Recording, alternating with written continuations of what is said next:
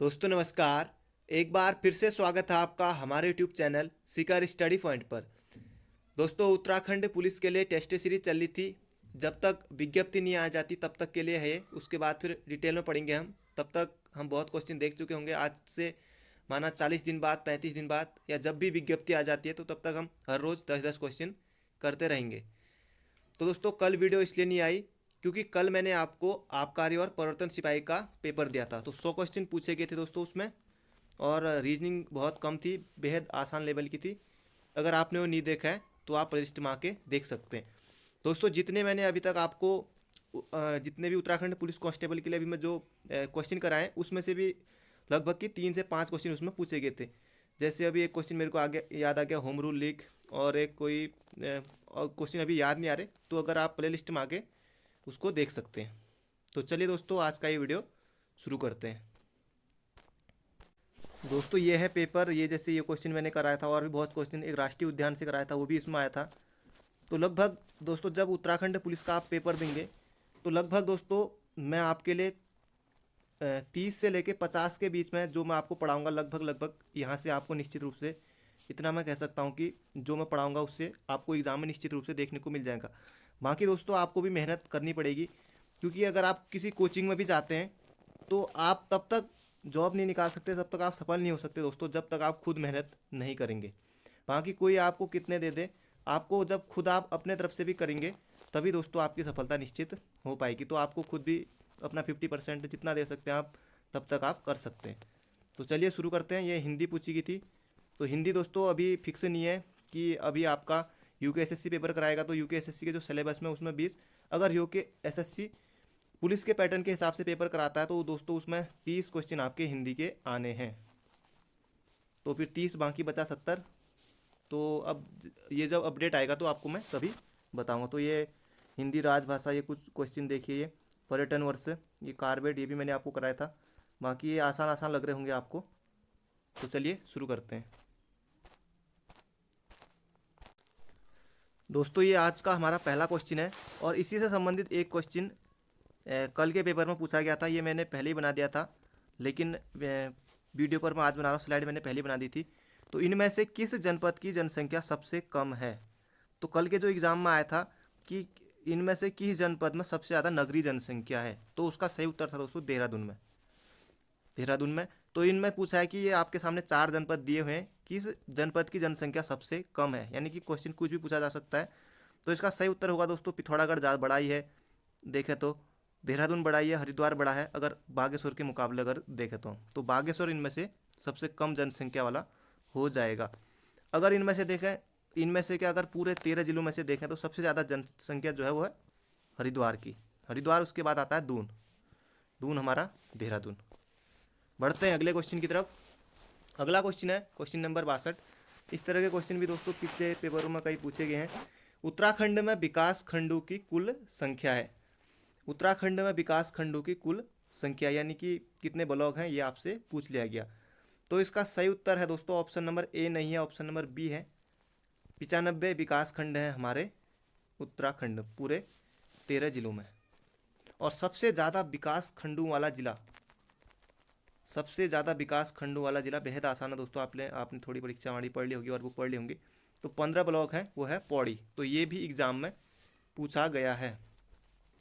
कोई भी दोस्तों विकास खंड दे देगा या कोई एक आध विकास खंड दे दिया कि ये कहाँ है, कोई उत्तरकाशी का दे दिया, कोई अल्मोड़ा का, पिथौरागढ़ का, कहीं का भी अगर दे दिया एग्जाम में ये विकास खंड का है, इस तरह से ये तहसील का है, इस तरह के क्वेश्चन भी पूछे जाते हैं।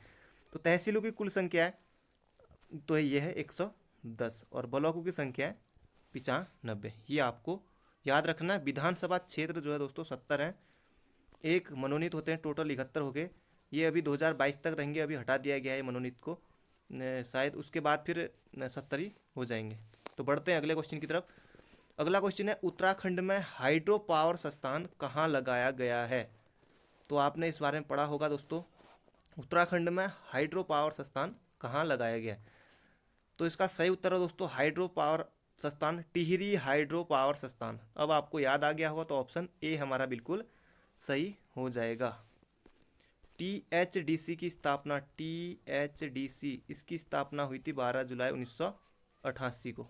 तो 1988 आपको याद रखना है, 1988 में इसकी स्थापना हुई थी THDC की। तो ये टिहरी में है, ये आपको याद रखना है। बढ़ते हैं अगले क्वेश्चन की तरफ।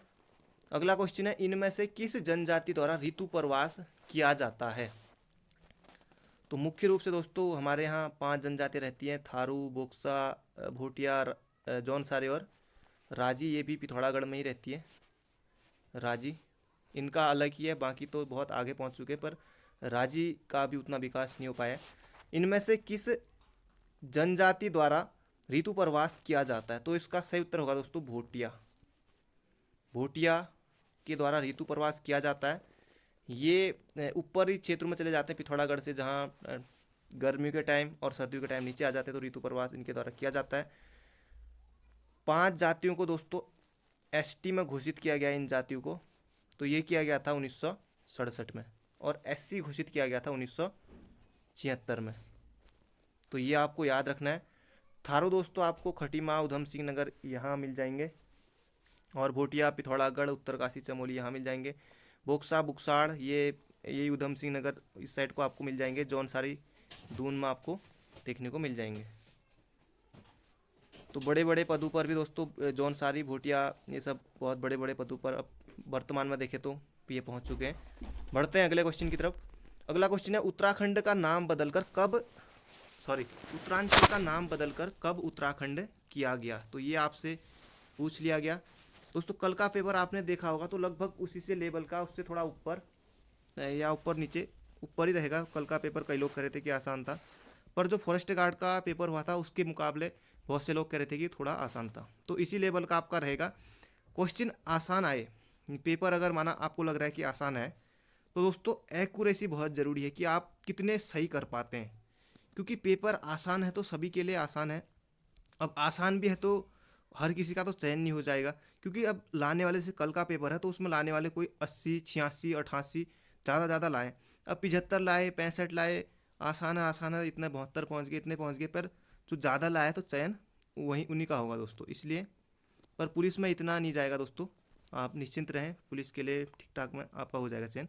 उत्तराखंड का नाम बदलकर, उत्तरांचल का नाम बदलकर कब उत्तराखंड किया गया? तो इसका सही उत्तर है 1 जनवरी 2007 से उत्तराखंड नाम किया गया। तो UK01 जो आप गाड़ी में सीरीज देखते हैं, तो ये भी UK01, जैसे UK01, UK07, इस तरह से UK05, UK010, UK015, इस तरह से जो भी आप सीरीज देखते हैं गाड़ी की, UK04, 3, 7, 8, तो ये सब भी 2007 से ही की गई।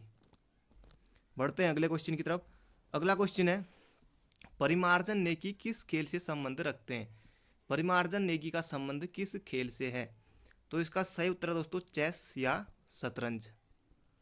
शतरंज, और ये दोस्तों चमोली ज़िले से चमोली ज़िले के हैं मूल रूप से, और 1993 में इनका जन्म हुआ था, और इनको अर्जुन पुरस्कार से भी सम्मानित किया गया है। तो ये आपको याद रखने।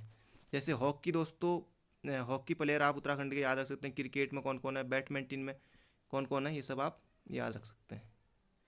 अगला क्वेश्चन है, सबसे बड़ा कागज़ कारखाना कहाँ स्थित है? तो बहुत लोगों का इसका सही उत्तर पता होगा। तो इसका सही उत्तर है दोस्तों लाल कुआं में है। सबसे बड़ा कागज़ कारखाना राज्य का तो यह है लाल कुआं में। जड़ी बूटी शोध संस्थान यह है गोपेश्वर, चमोली में। BEL ये है हरिद्वार में, और BHEL ये है रानीपुर हरिद्वार में। तो ये इनमें थोड़ा कन्फ्यूजन रहता है, ये आप याद रखेंगे। बढ़ते हैं अगले क्वेश्चन की तरफ।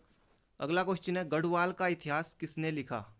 तो दोस्तों इतिहास एग्जाम में कई बार क्या करता है कि इन चारों ने ही कुछ ना कुछ इतिहास लिखा है, तो एग्जाम में बड़ी कन्फ्यूजन हो जाती है। अगर इनका नाम दे दे और इनकी पुस्तक को नाम दे दे, फिर A, B इनको मिलान कीजिए, या कौन सा एक सही सुमेलित नहीं है, इस तरह के एग्जाम में भी क्वेश्चन पूछे जाने की संभावना रहती है। तो गढ़वाल का इतिहास जो लिखा दोस्तों ये हो जाएगा हरि कृष्ण रतूड़ी। तो ऑप्शन नंबर B आपका बिल्कुल सही हो जाएगा। बद्रीदत्त पांडे, कुमाऊं का इतिहास, कुमाऊं का इतिहास इन्होंने लिखा, बुक भी आती है अगर आपने पढ़ी हो तो। कुमाऊं का इतिहास इंपॉर्टेंट क्वेश्चन है, और ये 1937 में लिखा था इन्होंने, और उस समय ये जेल में थे, वहाँ जेल प्रवास बरेली, ये आपको याद रखना है। हरिकृष्ण रतुड़ी ने लिखा गढ़वाल का इतिहास। अगला ऑप्शन है अजय रावत, हिस्ट्री ऑफ गढ़वाल, ये आपको याद रखनी है, हिस्ट्री ऑफ गढ़वाल। शिव प्रसाद डबराल, उत्तराखंड का इतिहास, उत्तराखंड का इतिहास। अगर उत्तराखंड का इतिहास कोई भी इतिहास इनमें से पूछ लिया जाए तो आपका गलत नहीं होना चाहिए। शिव प्रसाद डबराल को चारण उपनाम से भी जाना जाता है, शिव प्रसाद डबराल चारण उपनाम से भी जाना जाता है। 1956 में इन्होंने संवादानों की खोज की थी चमोली के मलारी गाँव में। 1956, ये एक ऑप्शन याद रखनी है आपको, और मलारी गाँव में, ये आपको याद रखना है, इंपॉर्टेंट है, एग्जाम में पूछा जाता है कई बार। बढ़ते हैं अगले क्वेश्चन की तरफ। अगला क्वेश्चन है उत्तराखंड के वर्तमान माननीय मुख्यमंत्री किस विधानसभा सीट से चुनकर आए हैं। तो ये आपसे पूछ लिया गया है, तो ये आपको बताना है। इसका सही उत्तर है दोस्तों डीडीहाट, डोईवाला, ऋषिकेश या यमकेश्वर। तो इसका सही उत्तर है डोईवाला सीट से चुनकर आए थे, ऑप्शन नंबर बी में है, तो ऑप्शन बी हमारा बिल्कुल सही हो जाएगा। तो हमारे राज्य के दोस्तों 9वें सीएम हैं और दूसरे सीएम बनने वाले हैं जो कि अपना कार्यकाल पूरा करेंगे। इससे पहले एनडी तिवारी ने अपना कार्यकाल पूरा किया था 2002 से 2007 तक इनका कार्यकाल रहा था, और पहले निर्वाचित मुख्यमंत्री थे एनडी तिवारी, पहले अंतरिम मुख्यमंत्री थे। ये आपको कमेंट में बताना है, तो बेहद आसान है दोस्तों। बढ़ते हैं अगले क्वेश्चन की तरफ। अगला क्वेश्चन है किसे 2013 का गांधी शांति पुरस्कार से सम्मानित किया गया है। किसे 2013 का गांधी शांति पुरस्कार, तो इम्पोर्टेंट क्वेश्चन है। तो इसका सही उत्तर हो जाएगा दोस्तों option number D, Chandi Prasad Bhatt को गांधी शांति पुरस्कार से सम्मानित किया गया। कब किया गया? 2013 में, ये आपको याद रखना है। और 2010 में भी इनको दोस्तों पर्यावरण में, 2010 में पर्यावरण के क्षेत्र में इनको लाइफ टाइम अचीवमेंट अवार्ड कब दिया गया था? 2010 में पर्यावरण में लाइफ टाइम अचीवमेंट अवार्ड। ये इंपॉर्टेंट हो सकता है, ये आपको याद रखना है। तो ये थे दोस्तों आज के क्वेश्चन। बाकी हर रोज़ वीडियो आती रहेगी। हेमती नंदन बहुगुणा, सुंदरलाल बहुगुणा, तो इनके बारे में भी डिटेल में कितना कितना याद रखना आपको, कितना पूछा जा सकता है।